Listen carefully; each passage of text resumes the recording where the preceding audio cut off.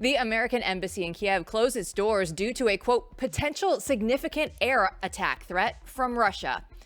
A Venezuelan national illegally in the United States is found guilty of murdering Georgia nursing student Laken Riley. And two mysterious witnesses to the death of Ashli Babbitt are found to have previously met with Capitol Police.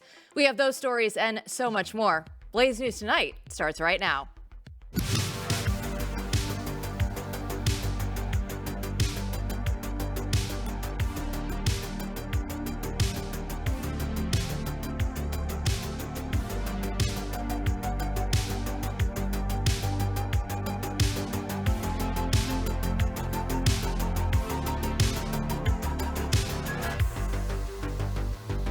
Welcome to the chaos. I'm Jill Savage. Today is Wednesday, November 20th. Did Joe Biden set the stage for a nuclear war? As we discussed yesterday, Ukraine fired U.S.-made missiles deep into Russia's interior. Meanwhile, Russia recently updated its nuclear doctrine in an attempt to, quote, make conventional warfare unachievable. As Dmitry Medvedev, deputy of Russia's Federation Security Council, wrote on X, Russia's new nuclear doctrine means NATO missiles fired against our country could be deemed an attack by the bloc on Russia.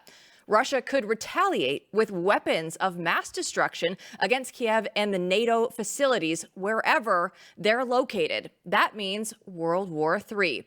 Here to break it down for us is Dave Reaboi. He's a journalist and fellow at the Claremont Institute. So, Dave, I mean, we've heard a lot of talk about World War III over the years. So how likely is it that this is what we're facing down this time?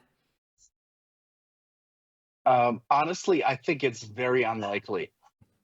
We've got anytime you've got leaders talking about World War III this way, when, like, for example, in a tweet by Medvedev, I mean, this is for external consumption only. Yes, of course, I think the Biden administration, obviously not Joe Biden, but other people who are in his administration who are making the calls and doing the work, who are awake, have made a really big mistake here in the last in the little lame duck period. I don't think this is World War III. I don't think World War III is a conceivable thing as we think of it. But it's not good, and it's certainly more dangerous now than it was yesterday. The problem with all this, the problem with this whole conflict from the point of view of the Biden administration and really the whole West has been like, what is the goal here? What is the solution here if not some kind of settlement based on territorial compromise? Everyone has been avoiding that. There's been a lot of rhetoric about totalitarianism and about keeping Ukraine free and all this stuff. And I mean, it's fine as far as it goes. But at the end of the day, what is the end game? What is the likely end game? What's the desired end game? And what is the United States doing to get to that point in a realistic way? And so far, the Biden administration has been in la la land. They've been shoveling money out the door, and there's been a lot of ideological propaganda thrown out there about how terrible Russia is. And it's, fine, I agree, Russia's terrible. Okay, then what? And they don't have a plan. So what we're seeing now is we're seeing the Biden administration, kind of give a green light to Ukraine, to Zelensky, for saying, okay, between now and the time that Trump comes into office, you grab what you can get. You put as much on the board as he possibly can. And of course, Russia is thinking the same thing. In the mad scramble to get your last couple of pieces on the board before Trump comes in, and then presumably they have to sit down and negotiate. I mean, it's my contention that everyone wants out of this, and that nobody has an interest in seeing this escalate even further. Certainly not for World War III. So, like, that Medvedev tweet is completely for people like us to see and to freak out about, and nothing more. So yeah, so let's put World War III aside, right, and just talk about what's going on and drill into it a little bit more because, okay, I can see from Russia's standpoint, we're going to threaten back, right? We want to take as much as possible. We know there's going to be a peace, but we're going to push as hard as we can. What's a little harder for me, and I think a lot of our audience to understand, is like you're saying, what's the end game on our side? I mean, we do have a ratcheting up of some pretty serious things, right? I mean, the U.S. saying we are going to send these missiles. That's going to be okay, right? We now, it's okay to send missiles into Russia. Russia's saying we changed our nuclear policy. And then we have yesterday Joe Biden making another policy change to say it's okay if we approve sending anti-personnel mines to Ukraine. And Ukraine is saying, well, we'll only deploy those in Ukrainian territory and away from densely populated areas, right? I mean, okay, why is this? Why are we ratcheting this up when we know, right? In other words, from the U.S. standpoint, from whoever's in the State Department right now, what exactly are they trying to do? Because it's not really about winning, right, the war at this point. And people say it's something like handcuffing Trump or something like that. Explain exactly what the thought process is here, because I don't get it. I have a simpler. I mean, of course, in theory, they would all love to handcuff Trump. They would all love to make this, a fait accompli for Trump. And what that would look like would be to, to get, to create such a problem that it would be harder to untangle than it is now. So that may be what they're doing, and that's possible. But I think the far more likelier answer here is just that these people are stupid and mistaken. And Matt, our old friend, Angela Codavilla, used to talk about one of the great problems in modern foreign policy thinking, which is speaking loudly and carrying a soft stick. Mm-hmm.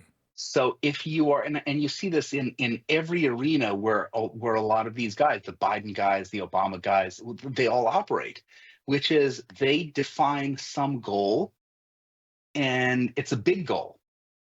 And then they say, okay, this is in our national interest, but we're too timid to really take the resources that we need to get there and to do the thing, because that would be too aggressive.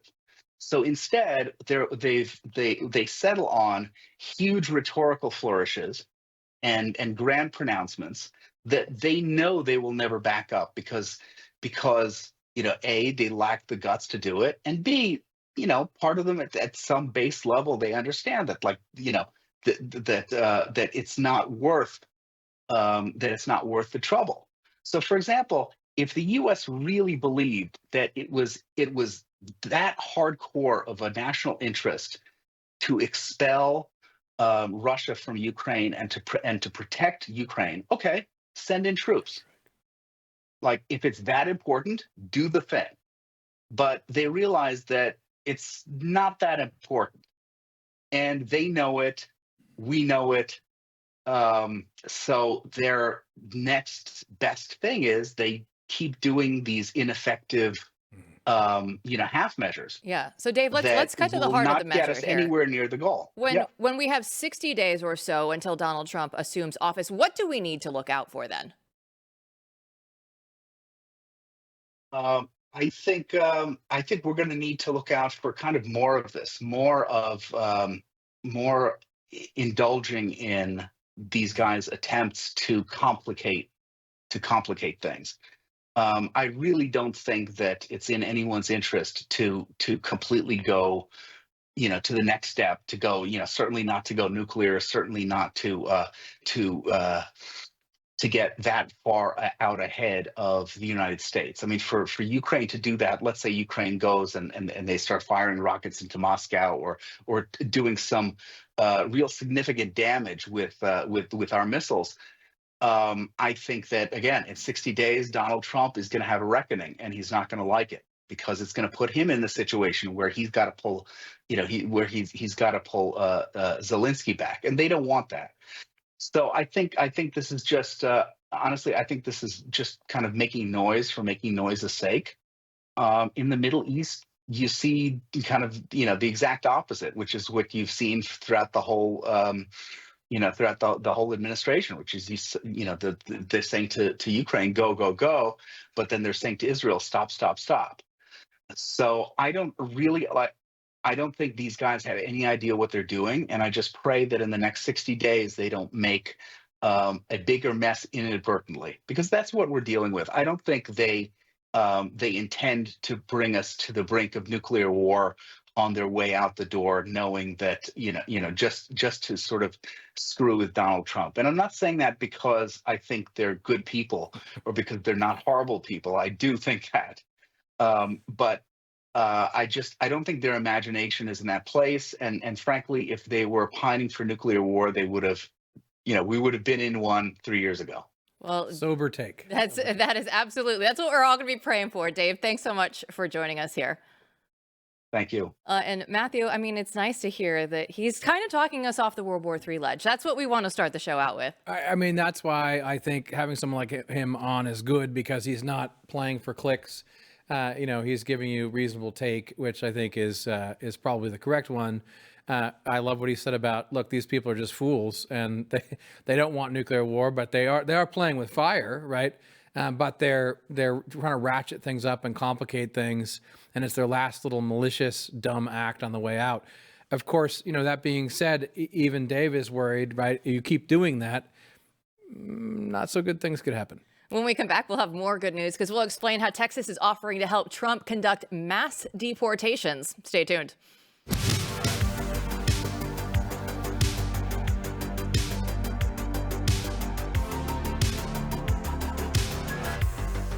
Well, for those of us that have been holding our breath for the last several months, it feels like we can finally exhale, because we've been doing so much work on the major country issues that we have. But you know what? The one significant issue that we're still facing right now is our national debt. We know our nation is broken. The debt is a house of cards that can't quickly be dismantled. So the strategy remains the same. Diversify your savings. So many things right now are out of our control, as we can see, and it's out of our president's control. So it's important to have a safe haven for your savings. Birch Gold Group will help you convert an IRA or 401k into an IRA of physical gold. And the best news is it doesn't cost you a penny out of pocket. Text Jill to 989898 and get your free info kit. Plus, now through Black Friday, you'll receive a free 1-ounce silver eagle for every $5,000 you purchase. Protect your savings with Birch Gold. Text Jill to 989898 and claim your eligibility for free silver today. Texas recently made a huge offer to help Donald Trump facilitate mass deportations in his upcoming term. In a letter to Trump, Don Buckingham, a medical doctor and the commissioner of the Texas General Land Office, offered him over 1,400 acres of land along the U.S.-Mexico border to build a deportation processing facility. So here to discuss with us is Todd Bensman. He's a senior national security fellow for the Center for Immigration Studies. So Todd, I mean, this sounds like a pretty decent offer. If you were advising Donald Trump, would you tell him to accept this offer? Yeah, in a heartbeat, of course. Because, this is Texas. This is ground zero for 4 years of mass migration. Most of it came right through Texas. I'm talking to you from Austin. So, I'm very familiar with the situation here.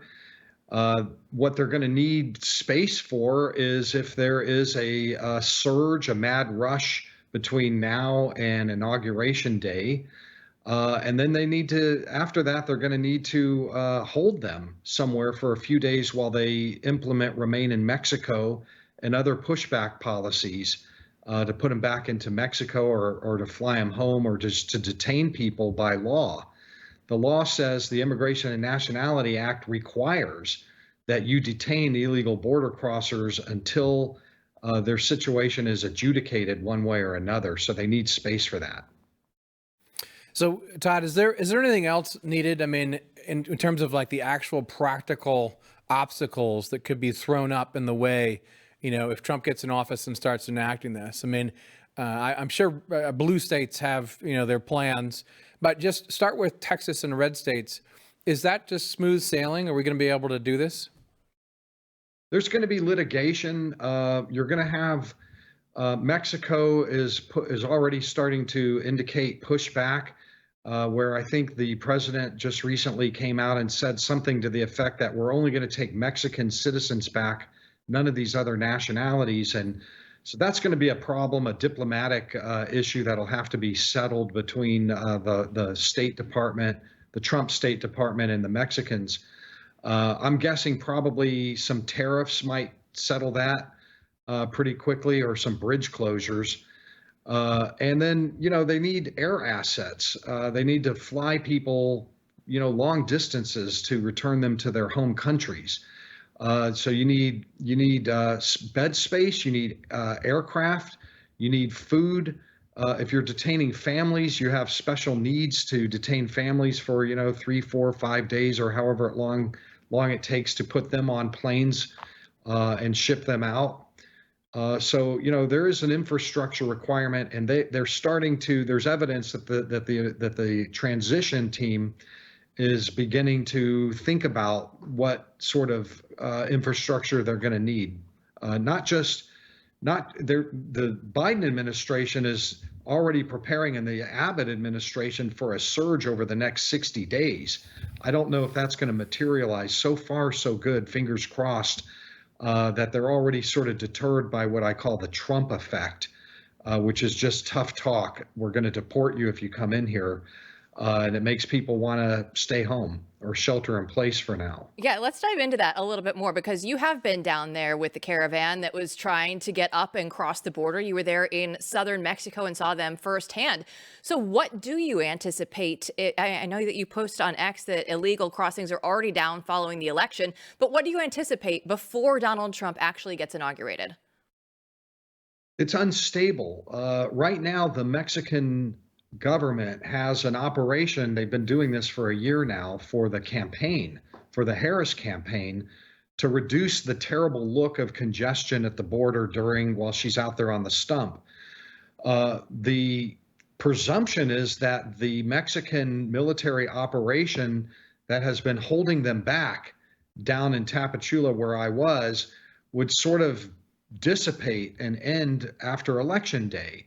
But the day before Election Day, Donald Trump was in North Carolina, I believe it was, at a rally, and he said, Mexico, if you let any of these people through, when the day I get in, it's going to be 25% trade tariffs, then 50% if I'm not satisfied, 75%, and then 100%. So lo and behold, the Operation Carousel is what they call it, is still holding them back right now. But there are thousands pouring in from Guatemala still, coming through the Darien Gap, et cetera. And there's a chance that the Mexicans won't be able to hold them back. At some point, if they rush all at the same time, it's going to be a really difficult situation for the Mexicans. And that's why the Texans are preparing bulwarks, and they're bringing troops and soldiers in. They're really massing up down there to try to block them if they do start to surge over the southern borders. It's unstable. Right now, the numbers are, about 1,800 a day border wide from Tijuana all the way down to Matamoros. That's a pretty low number historically. It sounds like a lot, 15, 18, 2,000 a day, but, it's not the 14,000 a day we were having in December. 10,000, 12,000, 8,000 a day for 4 years straight, 45 months straight. So far, so good. And by the way, one quick thing about that is, Tom Homan was appointed border czar, and, he's going out on all the media. I am pretty sure, I don't know this for a fact, but I'm pretty sure that he's going out on media speaking very pointedly about his plans for deportation. If you come in here, don't get comfortable, you're gone. We're going to round you up. And I think that probably has had a tremendous deterring impact on the people that are thinking about doing a mad dash over the border. Absolutely. And I want to get your thoughts on another case. Earlier today, Jose Ibarra was found guilty on all counts for murder of Laken Riley. And he's, of course, the Venezuelan national that was here illegally. So what's your take on just the guilty counts here for this situation? Well, I think justice was served. I'm sorry for the family. All of us are. There's nobody who, can look at this case and not get a lump in their throat about what happened, and the fact that it was so unnecessary. But if you just look a little bit beyond that, there's reason to be angry for the fact that we had to spend resources on this guy who never should have been in here. We had to investigate, charge, and now we're going to have to take care of him for the rest of his life, paying whatever it is per day to house a prisoner for 50 years. That's a problem too. And I think that yes, justice was served. We got him in prison, but I'll just say Donald Trump on the campaign trail was saying he's going to push for the death penalty for people like this, and I think that's fiscally responsible. Yeah, we are all sending our prayers and thoughts out to Laken Riley's family today. And Todd, please keep us informed on the latest with all of the immigration crisis, because we know that this is still going to continue all the way up through when Donald Trump takes office. Thanks so much for your time. Thank you. When we come back, Steve Baker will join us to expose two mysterious witnesses to the shooting of Ashli Babbitt. You don't want to miss it.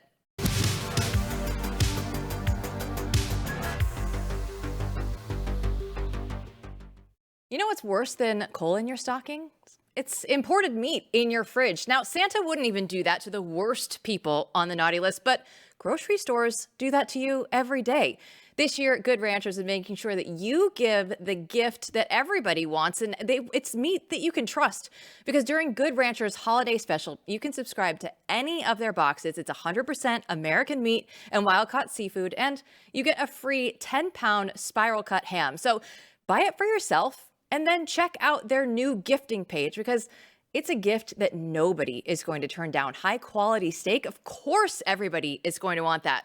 This year, gift something that is a cut above the rest with GoodRanchers.com.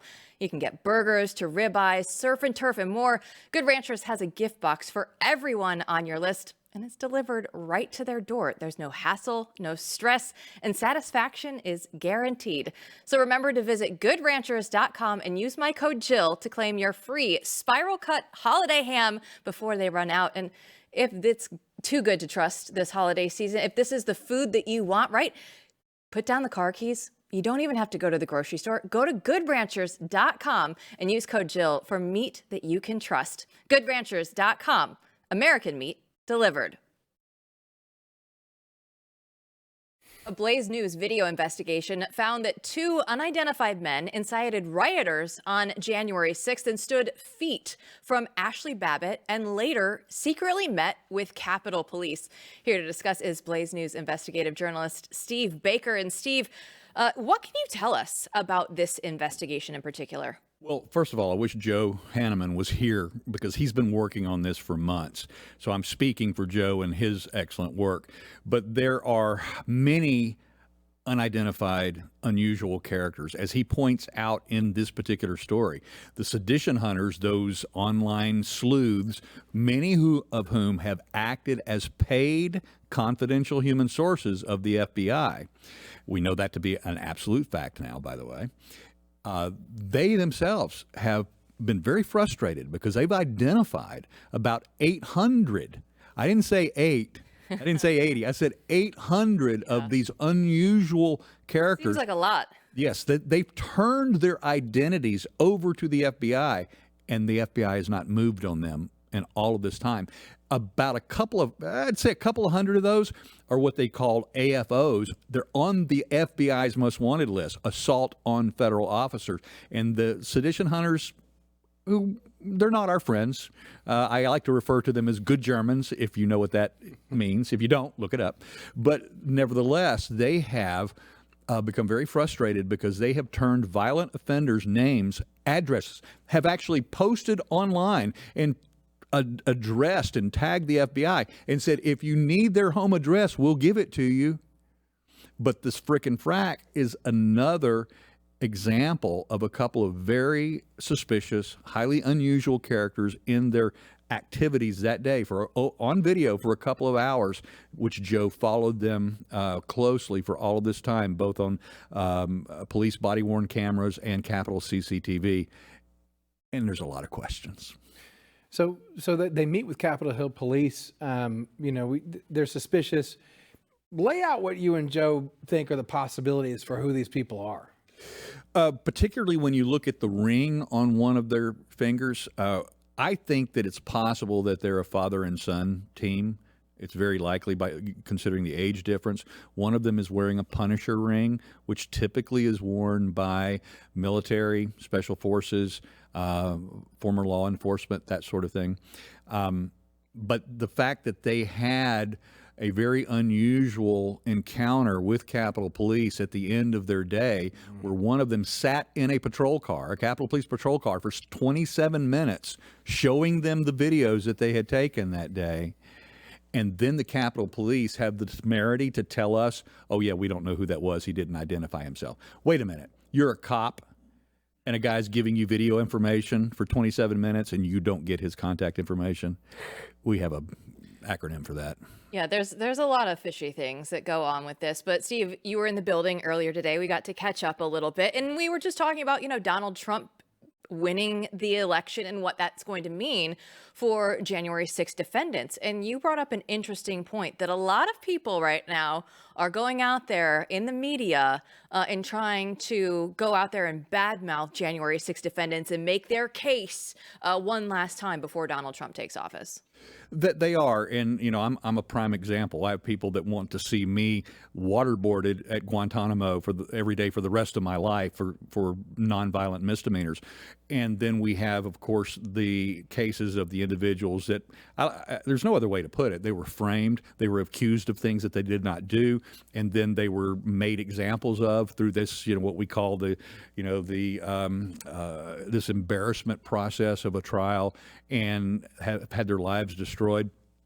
Fortunately, I've not had my life destroyed, but there is an ample number of people out there still trying to drive home the point, and they're doing it every day. They're doing it on my X feed every single day, of reminding people of the crimes that I committed. What they're reminding people of are the accusations that were made, but those accusations, as we know, are not always factual. Yeah, I love how these accusations, they're not pounding the pavement for frickin' frack who incited rioters for hours, right? That's right. To be taken in. They're not pounding the pavement asking who these many mysterious people are. It really is ridiculous. So when we talk about Trump selecting Ratcliffe to the CIA, what do you think about that? What's your, I suppose, libertarian self? I mean, whatever that is in your soul and heart. What do you think about Ratcliffe in the CIA, and do you think he's a good fit for it? Good things as I said earlier, I wish Joe was here to talk about frickin' frack. I wish our good friend J. Michael Waller was here to talk about Ratcliffe, and especially about the CIA in general. If ever there was an agency, an organization within our federal government that needs to have a decapitation, dismantling, whatever you want, and then a rebuilding from the ground up, because we need intelligence services. We need that line of defense. We need to know what our enemies are doing, what they're thinking, what they're planning. But we know that this particular agency not only was founded, unfortunately, on Marxist principles, but it has developed into the enemy within. Yeah, we can't say enough about that. Just real quick. I mean, I think Angelo Codevilla was a name that was mentioned earlier by Dave Reaboi, a great friend and mentor who wrote eloquently in American Mind not long ago about what to do before he passed away. And his opinion after years of being a Senate Intelligence Committee was, you have to break this thing up. Yep. Because the point of it was, as you point out, in the Cold War, to look outside, to spy on enemies, to have nothing to do with what's going on domestically.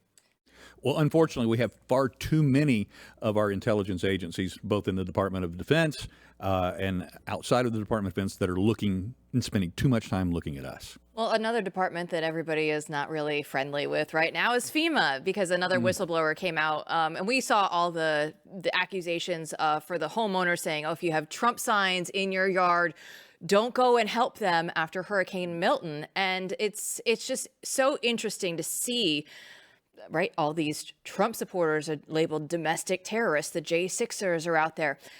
When we look at this, and it's just political prosecution across the board within government agencies, what do you look at specifically when it comes to FEMA here? All right, you're going to get my blood pressure up now because this is something I'm very passionate about. I am a resident of North Carolina and have been for over 30 years. My children were born there. Matt graciously allowed me to spend 3 weeks there. I feel like I still need to be there because there's so many more stories that need to be told. But the main story that needs to be told today is what FEMA is not doing. They need to know, the American people need to know about the absence of what their efforts are. But not just FEMA, we're talking about the military. We're talking about Governor Cooper's, his abilities to marshal and to command and to send National Guard troops, as well as the Biden administration's ability and obligation to send the resources that only our military can provide. And I can tell you that 2 days ago, I did over a 100-mile drive through the devastated areas on the way here to Dallas. And I can tell you that in that drive through the most devastated areas, I'm talking about the far northwest counties of North Carolina into eastern Tennessee, I did not see a single FEMA trailer. I did not see a single troop transport vehicle, not a single National Guard troop on the ground anywhere. But I did see tent cities. I saw houses up in trees, 30 foot up in trees demolished, and these people are still trying to live on that land as it's beginning to get cold and in some places already have snow on the ground. Steve, yesterday, you probably saw the interview. We had Adam on Savage Freedom. You were there, in the middle of the camp, basically, that he set up, right? Yep. You were there for a while. It just struck me from what he was saying that this story is disappearing right at the worst possible time, really, right, from the national press, because winter is coming on. And what's your take on what's still needed and where things are at there? Well, I'll tell you more than what my take is, because the needs are great. The needs are beyond the ability of the private organizations. Whether we're talking about Savage Freedoms, we're talking about Samaritan's Purse, who you do see everywhere, by the way, or Mercury One and any of the other great organizations that are doing good work there. It's bigger than that. I mean, if you just go look at the North Carolina government's website, the statistical damage done, the number of people displaced, we're talking about 6,000 miles of damaged roads. We're talking about over 100,000 houses destroyed or completely gone. They're North Carolina homes that are, pieces of them are in Tennessee now. And I can go on with the human part of the devastation of the tragedy, but the main tragedy going on now is not only what the government is not doing, but even what they are doing is an insult. Because not only are more people being turned down for their $750 that are receiving it, we're talking about people that have lost their property, lost their homes, that still have a $150,000 mortgage, and FEMA's giving them a $40,000 grant. Yeah. And they still have to pay the mortgage off. It's devastating out there. And the photos that we put on the screen earlier were from JP Decker. He is still there with Mercury One. He's there for the next couple of days. But yeah, so mercury1.org, if you can still go help these guys, because they still absolutely need it. I know they sent another semi-truck out there yesterday, and they're doing what they can. But like Steve said, it's so great. This problem is still so vast. It's going to take a very long time to get out of it. Yeah. Steve, thanks so much for joining us. Thank you, Jill. When we come back, we'll bring you the latest developments in Washington, D.C., heading into the second Trump administration. Stay tuned.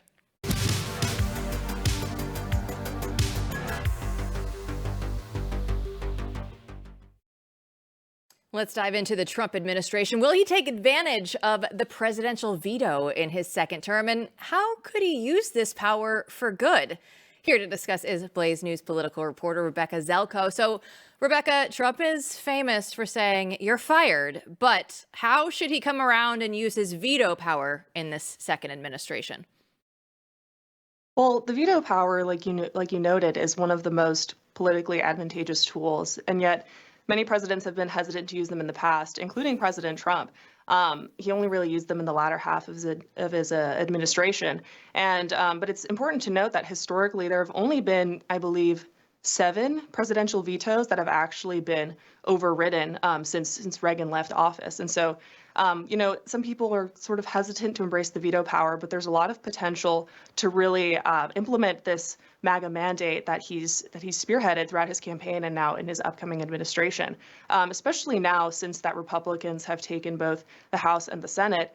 They're going to actually have to answer to his vetoes as opposed to him just rejecting legislation from a party that he fundamentally disagrees with. They'll be far more responsive to him if he actually vetoes legislation, especially a piece of legislation like, let's say, government funding.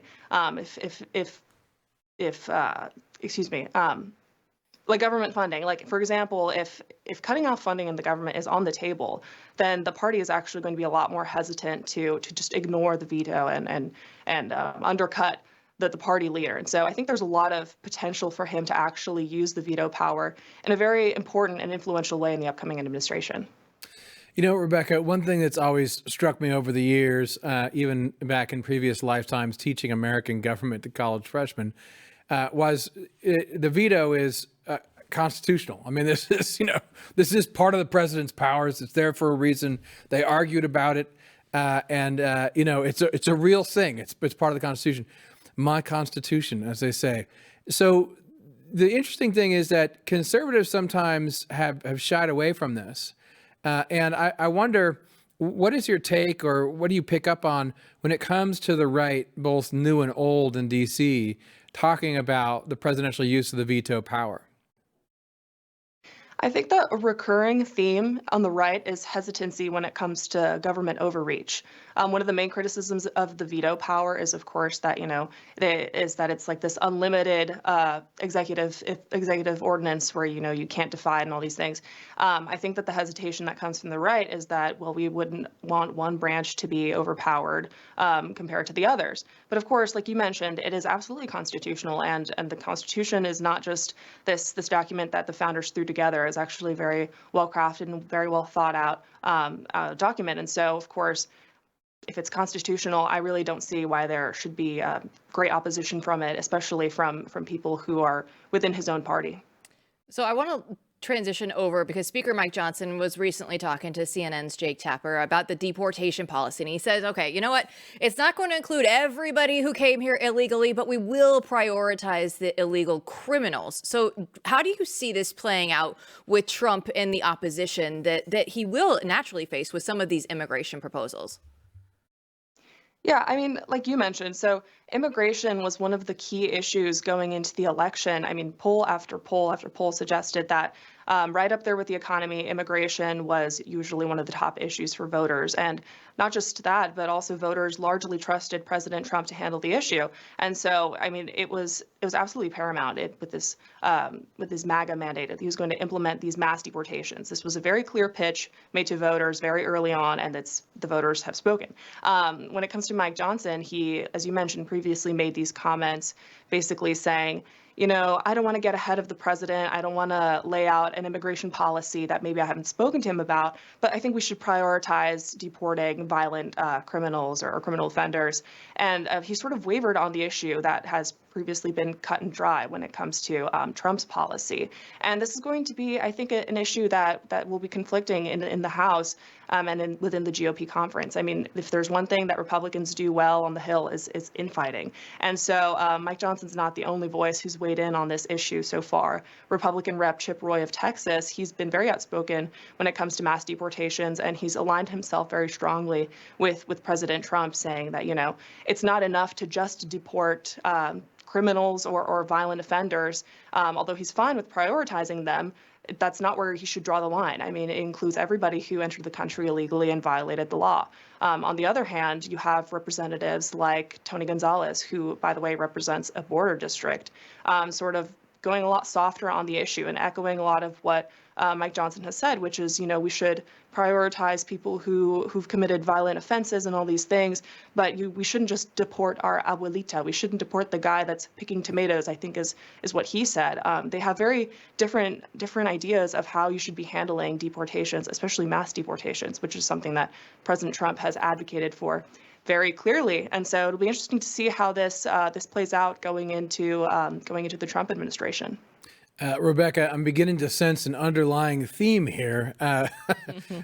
Even my thick skull can detect this. It seems like what's going to happen over and over again, and you are going to be right there covering it for us, is recalcitrant Republicans sort of backing off of what they're uncomfortable with, even though this guy just won by a greater margin than anyone in a long time, still not really understanding it, even to the Speaker of the House. And I would predict we're just going to see a lot more of this. But the interesting thing is this is going to come to a head over and over and over again on issue after issue.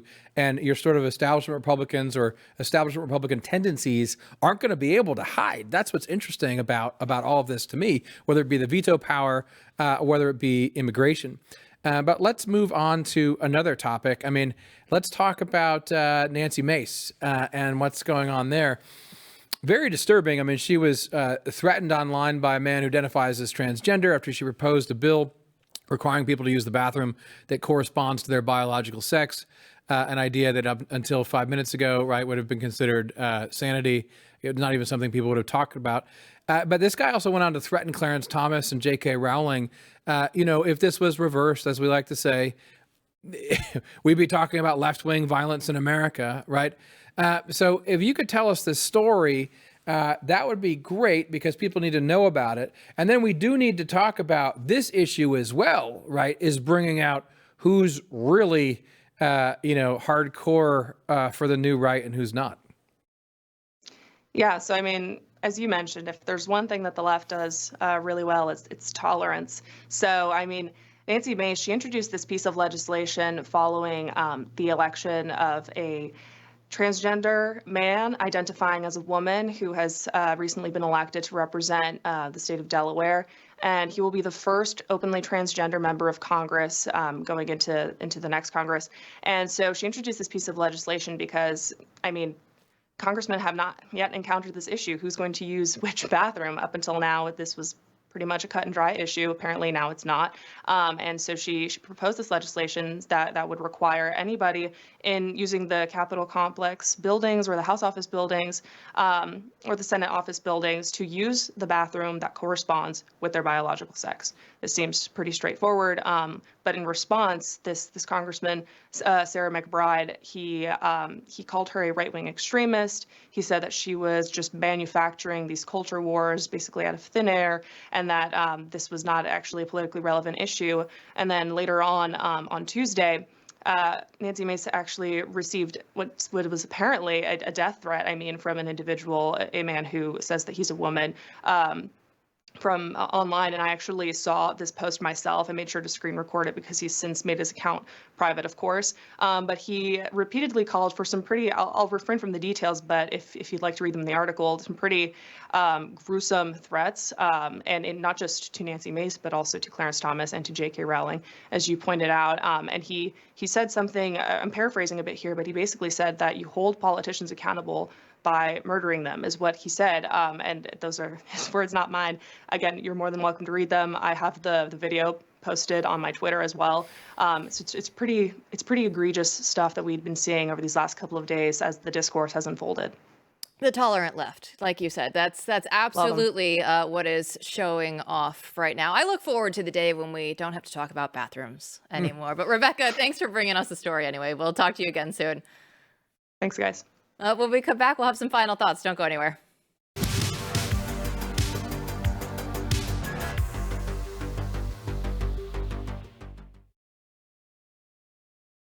Oh, some final thoughts for you right now. And it's just one of those things where, Matthew, I thought we had it figured out. Men, women, they're different. But apparently we have to go through this once again because even some of the Republicans don't even want to take this issue up. Well, look, just because Trump won, right, we reached a high water mark, hopefully, and everything has to be rolled back. But when we talk about rolling everything back, we have to remember that the Republican Party has enabled this to happen for 20 years. So what I look forward to is, on that issue, anyone in the House who can't vote for Nancy Mace's bill, who's a Republican, deserves to be punished severely, because that's a level of cowardice at this point that is unacceptable. I just don't see if you're a Republican and you're looking at this issue, right? Like, just look at Riley Gaines. She's a thing right now. She is an ascending, growing, popular star on the right. And why is she? Because she has the balls to say that women are women and men are men, and they shouldn't be commingling together in sports or bathrooms or whatever. That's why. It's not that hard. Yeah, well, speaking of balls, you're right. I mean, so the question is, are you going to ban that from the women's bathroom in Congress, right? And if, again, I'm saying this because you should know this out there, because there are Republicans who are waffling. And even some of what Mike Johnson said on this was not very encouraging.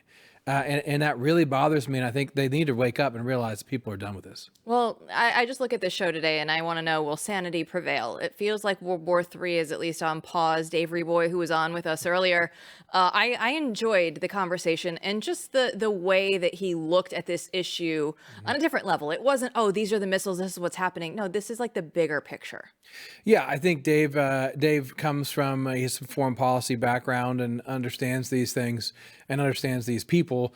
And also, he's not sitting there trying to get clicks or whatever by, saying something extreme. He's sort of right in the middle. And the middle position is these people are idiots. They're trying to, throw feces, right? They're trying to muck up the machine. They're trying to screw Trump over, but they're not like genocidal lunatics, right? And so they don't actually want nuclear war. And they are playing a dangerous game because they're playing with fire, but they're more trying to muck things up than anything else. And we know the illegals on the border are going to continue to be an issue all the way through Trump's inauguration and trying to figure out what's going to happen. And we hear Todd Bensman, who was out there saying, Donald Trump was saying, if you stay in Mexico, I'll just increase the tariffs on you. It will get significantly worse. So what is Mexico going to do? Are they going to say, you can't stay here? You have to go home. You just can't stay here. We don't care where you go. Closing time. Closing time. That's it. So look, I think Trump is obviously going to negotiate this, but you don't remember, we showed you, right? I mean, but we showed you Bensman over there by the border of Guatemala, right? With a town of 150,000 people that Mexico's holding back from coming across the border. Texas is preparing for a surge. So I think that a big part of this is not so much Mexican immigration, right? But the government of Mexico towing the line for a Trump administration to ensure that these people go back to their homes and not into this country. And that's going to be a fight. I mean, Mexico's a mess. And so the battle here will be, when it comes to immigration policy, trying to straighten out a Mexican government that's corrupt as hell, is always looking for a deal. And that's a problem that's not going to go away. And by the way, for all the foreign policy people, like we were just talking about, the foolish ones, these are highly educated people, whatever. They don't pay attention to this hemisphere, right? It's all about the Middle East and Ukraine and where they can make millions of dollars. We need to pay attention to this hemisphere now, and Trump's going to have to. Well, I think it was interesting to see us both laughing and joking last week, and rightfully so, because we knew that we had to bask in the wind for just a little bit of time, because eventually all of these issues were going to come back. And we're dealing now, apparently, with World War III headlines every single day. So we had to go ahead and enjoy the victory when we had it, because the issues are back and real again. I'm going to enjoy watching these Republicans, though, have to head to head with all these issues and come to Jesus on all of them. It's going to be fun. It will be fun, and we'll be breaking it down. So don't forget to subscribe to Blaze News Tonight on your favorite podcast platform, and we'll see you back here tomorrow.